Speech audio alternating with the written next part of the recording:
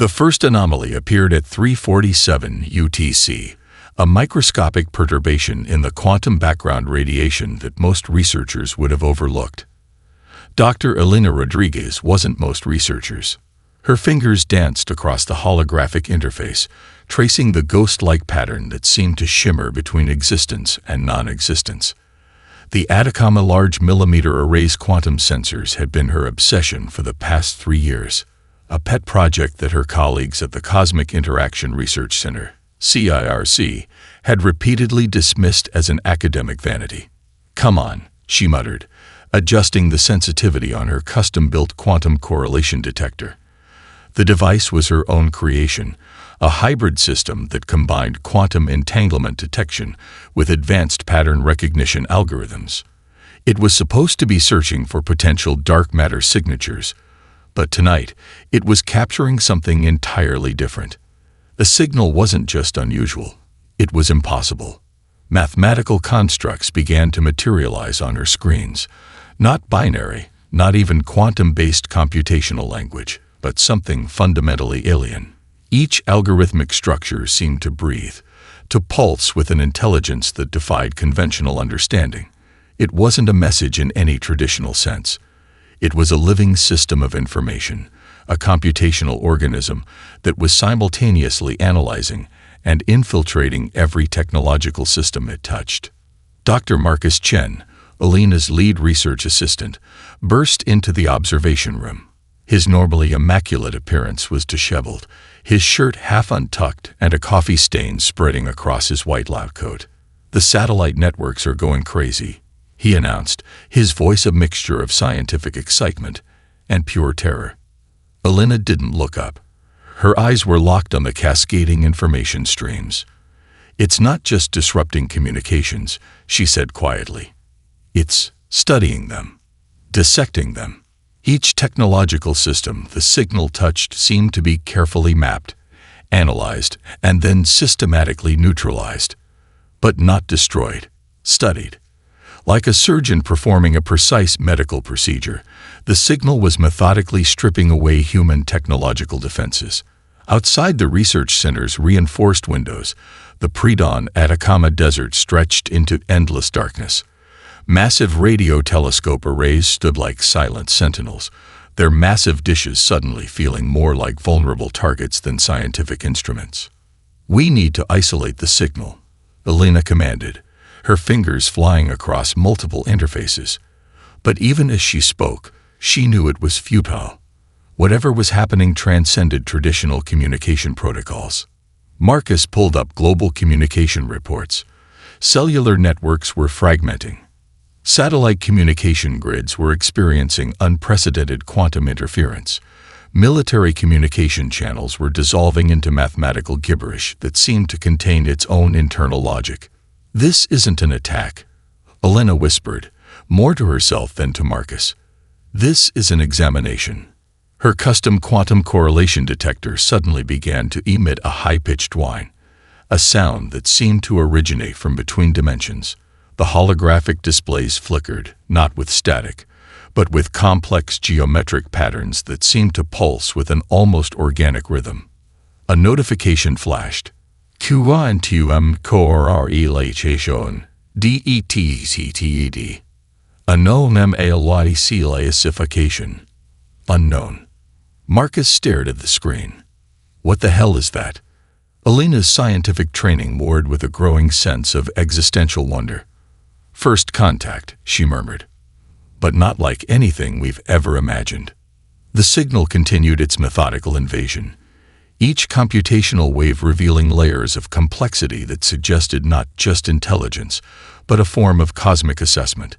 Humanity was being evaluated, its technological infrastructure carefully dissected and analyzed by an intelligence that operated on principles far beyond human comprehension. And they were only just beginning to understand the true nature of the examination. As the first rays of sunlight began to break over the Atacama Desert, Dr. Elena Rodriguez realized that everything was about to change. The signal wasn't just a message. It was a challenge. General Catherine Reyes stood in the subterranean command center beneath Cheyenne Mountain, watching as the world's most sophisticated defense systems unraveled like cheap knitting. Her cybersecurity team, the best minds culled from NSA, CIA, and global military intelligence, looked more like shell-shock survivors than elite defenders. "Explain to me how a single signal can do this," she demanded, her voice a controlled blade of frustration. Major Alex Novak, a Ukrainian-born quantum computing specialist, pointed to a holographic display that looked more like a fractured nightmare than a communication network. "It's not just a signal. It's a living algorithm. Each time we try to isolate or block its path, it adapts." The massive alien vessel hung in orbit like a silent judgment, its structure defying every known principle of engineering. It wasn't merely a ship. It was a computational entity that seemed to breathe with technological life. Gravitational distortions rippled around it, warping the very fabric of space-time near Earth's orbital plane. In Sao Paulo, a collective of underground tech engineers had transformed an abandoned factory into a makeshift resistance hub. Led by Rafael Santos, a former military communications expert turned radical technologist, they were doing something unprecedented. Instead of trying to fight the signal, they were attempting to understand it.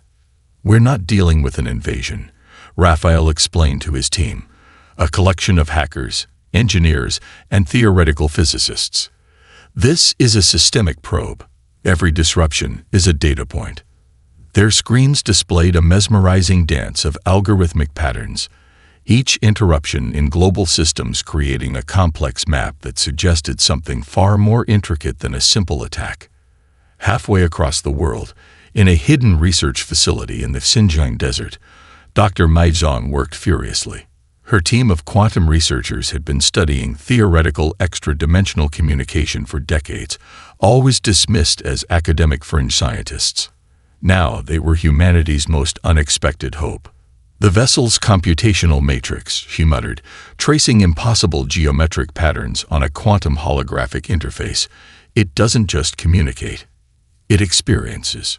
Her breakthrough came not from military might or technological aggression, but from a fundamental realization.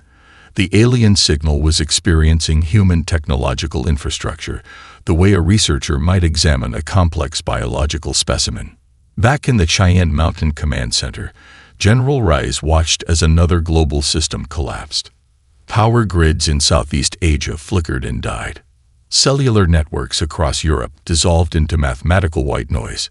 Military communication channels, supposedly the most secure systems on the planet, became meaningless streams of quantum-entangled data. "We're being cataloged," Major Novak said quietly, "not destroyed. Studied." The global response was anything but uniform. Some nations scrambled military assets. Others saw an unprecedented opportunity for scientific collaboration. In universities and research centers across the planet, theoretical physicists and communication experts were working around the clock, treating the alien signal as the most significant scientific event in human history. Rafael's team in Sao Paulo had developed a radical approach.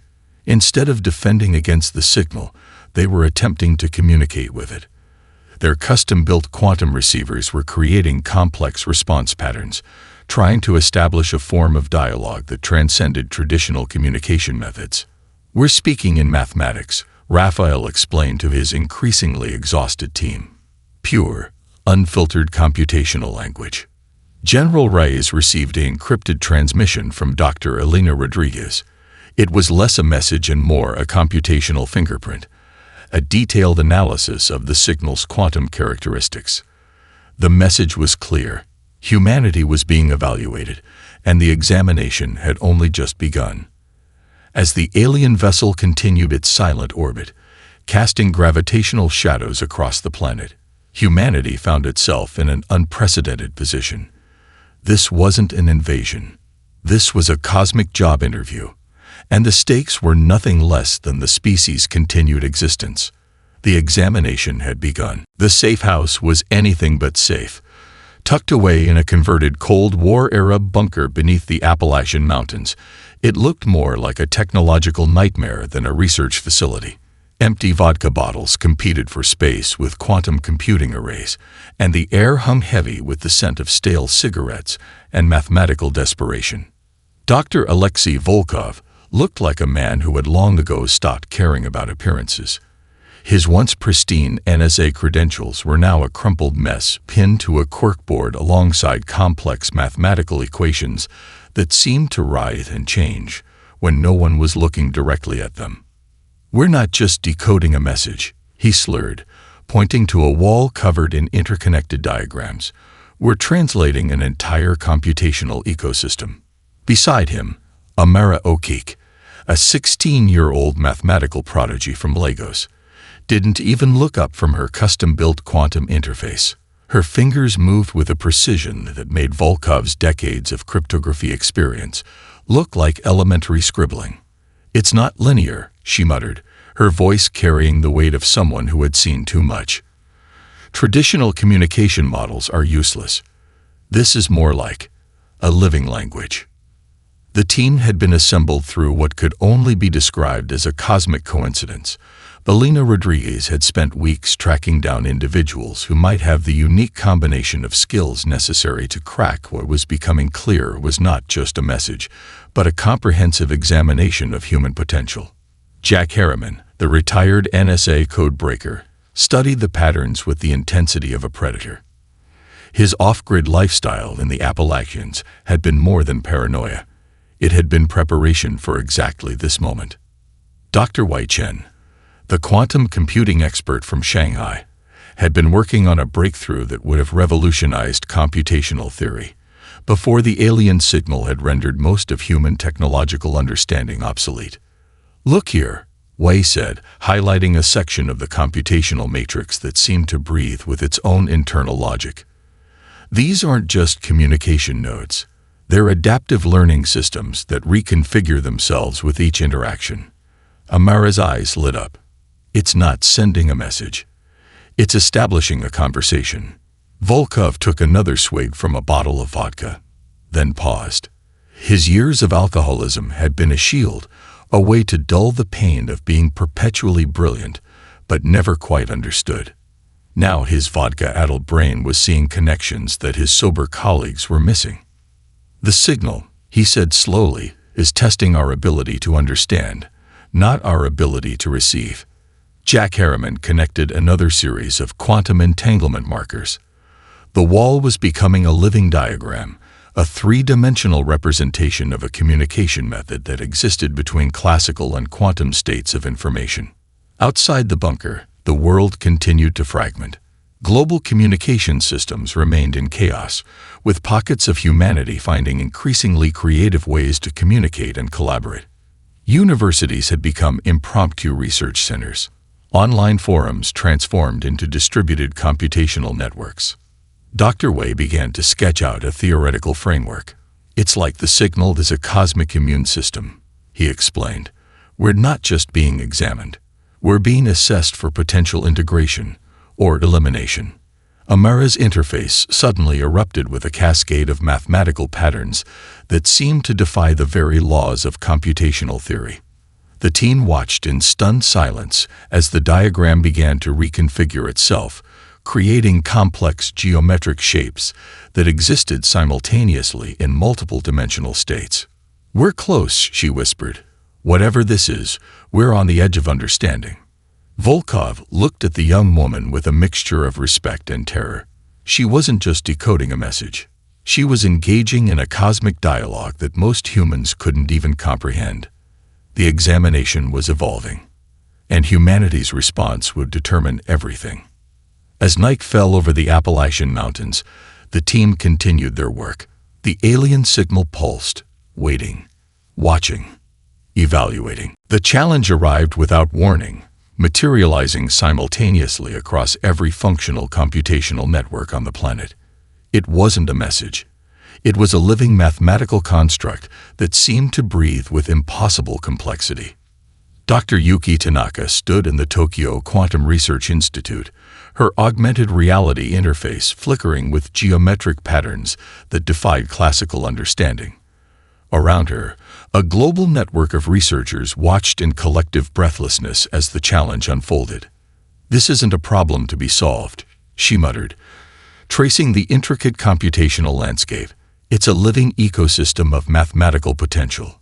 The challenge existed in a state of quantum superposition, simultaneously a test, a communication method, and a form of cosmic assessment. It required solving a multidimensional problem that existed across potential realities, demanding not just computational power, but a fundamental reimagining of problem-solving itself. In a makeshift research center carved into the salt flats of Bolivia, Dr. Ricardo Alvarez brought together a team that defied traditional academic boundaries. Indigenous mathematicians who had preserved computational techniques passed down through generations worked alongside quantum physicists, neural network specialists, and even a group of Amazonian tribal elders whose understanding of spatial relationships challenged Western computational models. "We're not competing," Ricardo explained to his diverse team. "We're conversing." The challenge manifested differently for each research group. In Cape Town, it appeared as a series of interconnected geometric patterns that seemed to dance between mathematical dimensions. For a team in Mumbai, it was a living algorithmic landscape that responded and shifted with each computational approach. Amara O'Keefe, now working remotely from the Appalachian bunker, saw something entirely different. To her, the challenge was a living narrative, a story told through mathematical relationships that transcended linear thought. "It's testing our ability to think beyond our own computational limitations," she explained to Jack Harriman, who watched her work with a mixture of terror and fascination. Military leaders around the world wanted a direct approach. Massive supercomputers were being redirected, entire national computational resources marshaled for what seemed like an impossible task. But the researchers understood something the military strategists did not. This was not a problem of raw computational power. In the CERN research facility, Dr. Elena Rodriguez coordinated a global effort that defied traditional scientific collaboration. Research groups that had been competitors for decades now worked as a single distributed intelligence. National boundaries dissolved. Academic hierarchies crumbled. "We're being asked to demonstrate something more than computational ability," Elena told a hastily assembled global conference. "We're being asked to show our potential for collective intelligence."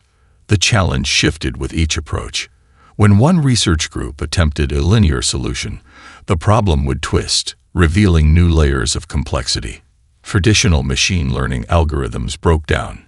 Neural networks collapsed. Dr. Wei Chen discovered something profound. The challenge wasn't about finding a single solution, but about the process of collective exploration. Each failed attempt wasn't a defeat, it was a form of communication. "We're in a dialogue," Wei explained to his team. "Not with a static problem, but with an intelligence that's learning from our every approach." In the Appalachian bunker, Alexei Volkov's vodka-addled brilliance found an unexpected breakthrough. He began to see the challenge not as a mathematical problem, but as a form of cosmic language, a conversation that existed beyond traditional computational boundaries. The global research effort became something more than a scientific endeavor. It was a species-wide act of collective imagination. Days turned into weeks. The challenge continued to evolve, becoming more complex with each global approach.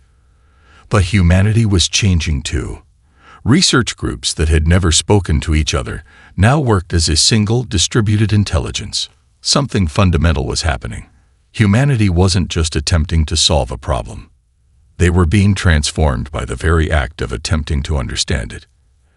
As the first month of the challenge concluded, one thing became clear: the examination had only just begun. The breakthrough came from an unexpected source.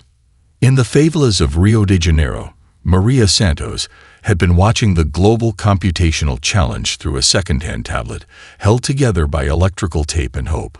A former street engineer who rebuilt discarded technology to keep her community connected, Maria saw patterns others missed.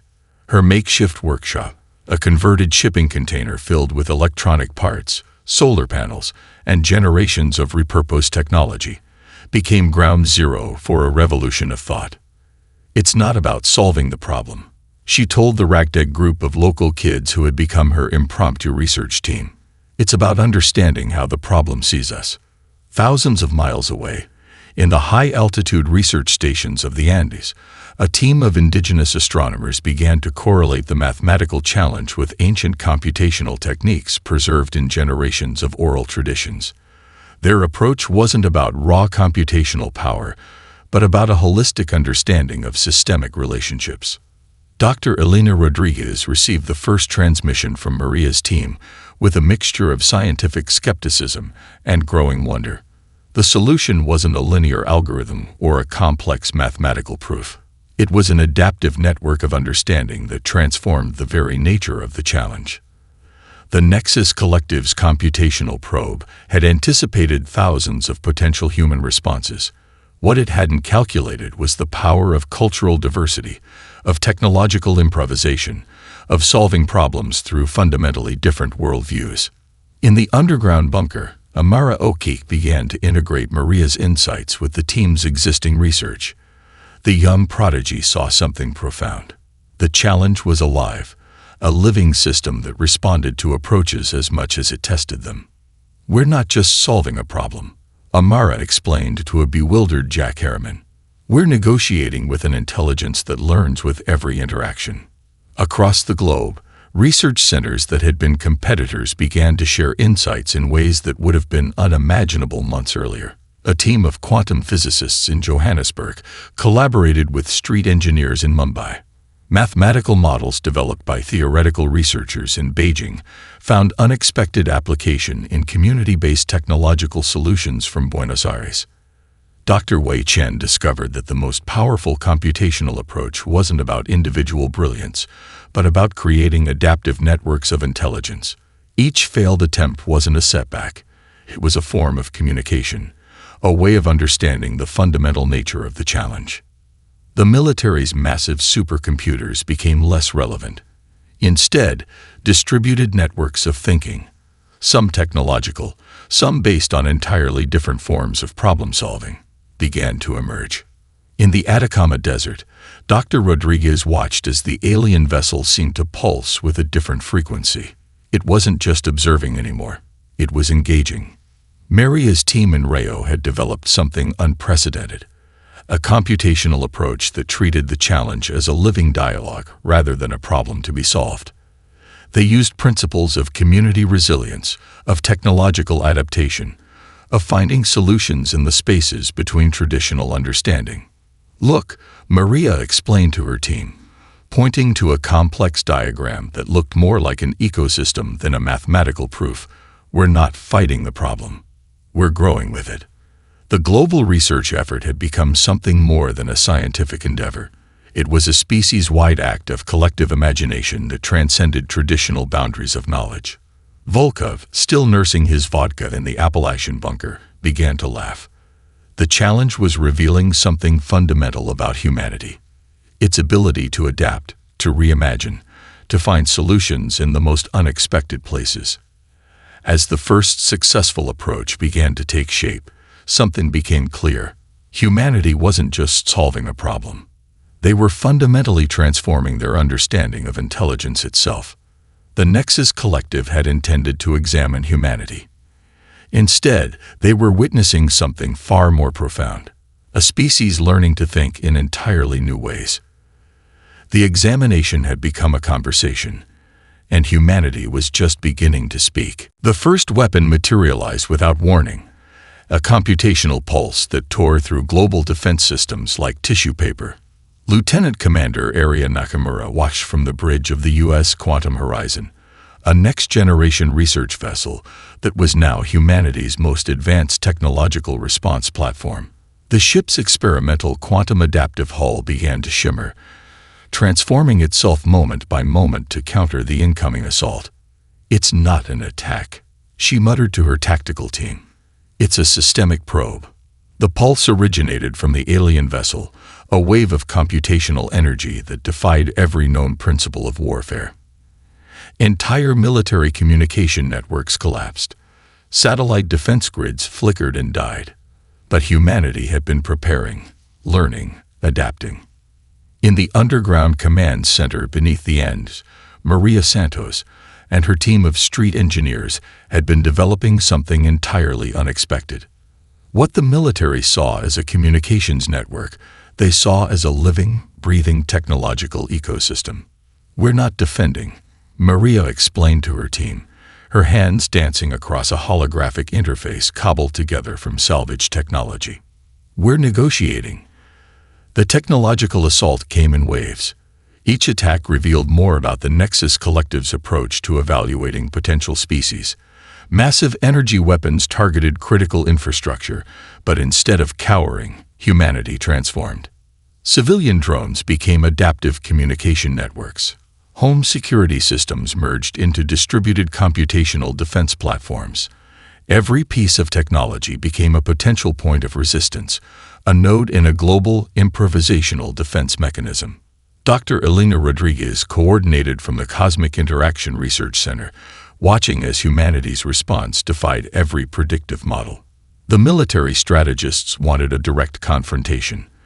The scientists understood something more profound was happening. "We're being tested," Elena explained to General Catherine Reyes, "not just for our technological capabilities, but for our ability to adapt." In the Appalachian bunker, Alexei Volkov and Amara O'Keefe had developed a computational counteroffensive that was less a weapon and more a form of technological dialogue. Their approach treated each attack as a communication method, responding with complex algorithmic patterns that shifted and transformed with each interaction. The alien vessel's weapons were precise, calculating. Humanity's response was messy, improvisational, fundamentally unpredictable. Jack Harriman, monitoring from a series of distributed communication nodes, began to see a pattern. "They're not trying to destroy us," he reported. "They're trying to understand our fundamental approach to survival." Massive energy discharges began to target global communication centers. But instead of centralized resistance, humanity responded with a distributed network of technological resilience. Community radio stations became quantum communication hubs. Local internet cafes transformed into adaptive defense centers. Dr. Wei Chen discovered something extraordinary. Each technological assault was creating a form of computational dialogue. The Nexus Collective wasn't just attacking. They were learning. In the salt flats of Bolivia, Dr. Ricardo Alvarez's team had developed a technological response that blended indigenous knowledge systems with cutting-edge quantum computing. What looked like primitive communication methods to the alien intelligence were actually sophisticated adaptive networks that could reorganize themselves instantaneously. The battle became a stunning display of human potential. Military hardware became less relevant. Adaptive, improvisational technological responses became the true defense. Aria Nakamura watched in awe as the U.S. quantum horizon began to transform. The ship was no longer just a military vessel. It had become a living computational organism, responding to the alien assault with a flexibility that defied traditional understanding of warfare. "We're writing a new language of survival," she whispered to her tactical team. As the technological gauntlet continued, something became clear. This wasn't a traditional conflict. It was a cosmic conversation, with humanity demonstrating a form of technological intelligence that the Nexus Collective had never anticipated. The examination had become a confrontation, and humanity was just beginning to show its true potential. The breakthrough came in a moment of profound silence. Dr. Elena Rodriguez stood in the holographic projection room of the Cosmic Interaction Research Center, surrounded by a three-dimensional representation of humanity's collective response. It wasn't a diagram of technological achievement. It was a living, breathing ecosystem of adaptive intelligence. "We're not just a species," she whispered to herself. "We're a collaborative intelligence." The data streams from Maria Santos's community networks in Rio de Janeiro intersected with quantum computational models from the Andes. Indigenous communication techniques from Australian Aboriginal communities merged with neural network simulations developed in Tokyo. Each intersection created something entirely new, a form of intelligence that transcended individual, cultural, and technological boundaries. Amara O'Keefe had been tracking these intersections. The young prodigy saw what others missed. Each point of connection was more than a data point. It was a fundamental reimagining of intelligence itself. Deep within the alien vessel, something unprecedented was happening. The Nexus Collective's assessment protocols began to fracture. Their civilization had spent millennia developing a comprehensive system for evaluating emerging species. Civilizations were categorized, classified, often neutralized before they could become a potential threat. But humanity was writing an entirely new algorithm of survival. Dr. Wei Chen discovered the first subtle changes in the alien communication matrix. The computational language was shifting, adapting in response to humanity's collective approach. It wasn't just observing anymore, it was learning. In the underground bunker, Alexei Volkov saw something that made him set down his vodka for the first time in years. The challenge was no longer about solving a problem. It had become a dialogue of potential. "They're not testing us," he explained to Jack Harriman, his voice clear and sharp. "They're negotiating with our potential." The global research effort had transformed. Universities that had been competitors now worked as a single distributed intelligence. Mathematical models developed in Cape Town found unexpected applications in community technologies from Sao Paulo. Quantum computing insights from Shanghai merged with adaptive network theories from Lagos. General Catherine Rice received a report that defied military understanding. The technological assault had become a form of communication more complex than any diplomatic negotiation in human history. Area Nakamura watched from the bridge of the U.S. quantum horizon as the ship's adaptive systems began to communicate in ways that blurred the line between technology and living intelligence. The vessel was no longer just a military platform. It had become a collaborative computational organism. The Nexus Collective's fundamental assessment protocol was based on a simple principle: technological advancement equaled potential threat.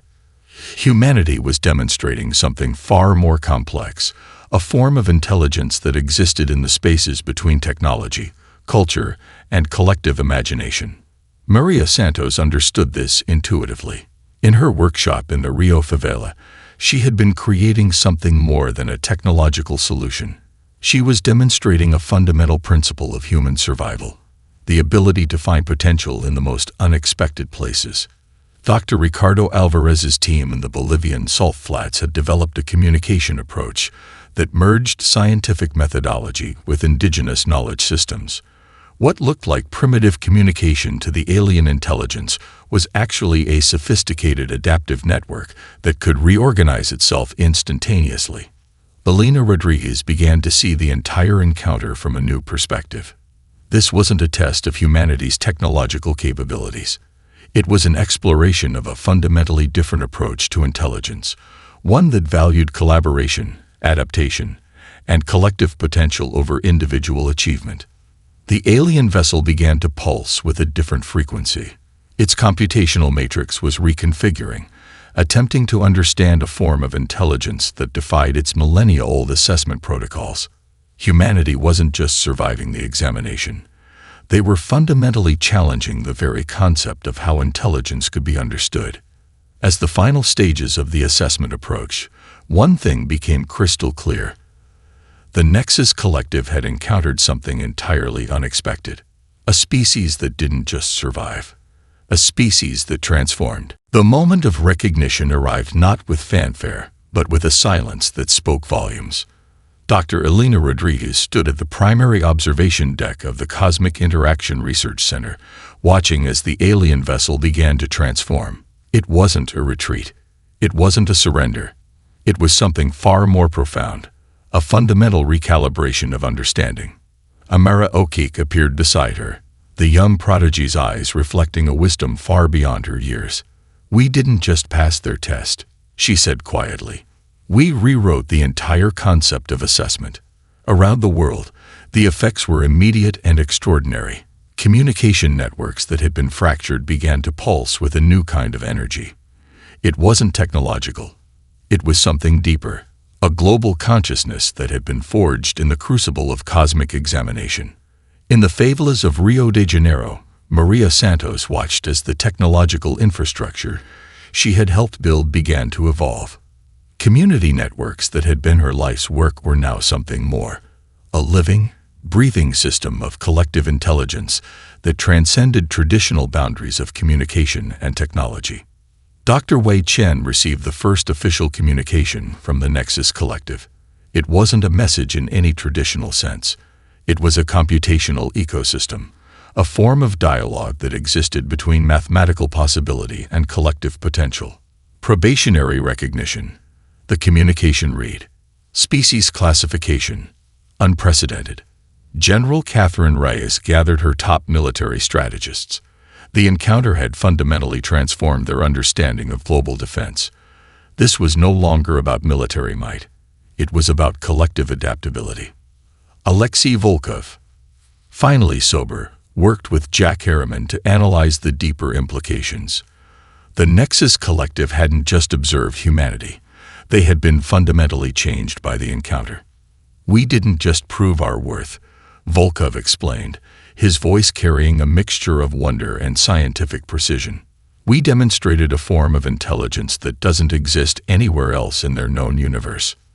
The alien vessel began to reconfigure, not as a threat, not as a weapon, but as a form of open communication, a computational bridge between two fundamentally different approaches to existence. Area Nakamura received orders that would have been unimaginable months ago. The U.S. Quantum Horizon was to become a diplomatic platform, not a military vessel, but a living example of humanity's collaborative potential. Dr. Ricardo Alvarez's team in Bolivia began to receive data streams that merged scientific methodology with indigenous knowledge systems. The Nexus Collective was learning, adapting, fundamentally transforming its own understanding of intelligence. Global celebrations erupted, but they were different from traditional displays of triumph. These were moments of collective realization, a global consciousness that understood something profound had occurred. Elena Rodriguez understood the true significance. This wasn't just first contact. This was a fundamental reimagining of what intelligence could be. The world had changed, not through conquest, not through destruction, but through a radical demonstration of collaborative potential. Amara looked up at Elena, a smile playing across her lips. "We're not just a species anymore," she said. "We're a conversation." The alien vessel began to pulse, not with threat, but with a form of computational respect that transcended traditional understanding. Humanity had been evaluated, and found to be something entirely unexpected. Not a threat to be contained, not a resource to be harvested, but a potential to be understood. As the first day of this new era dawned, humanity stood at the threshold of something extraordinary. The cosmos had presented a challenge, and humanity had responded with something far more powerful than any technology. A fundamental reimagining of what it means to be intelligent, a species that didn't just survive, a species that transformed. The examination was complete. The conversation had just begun.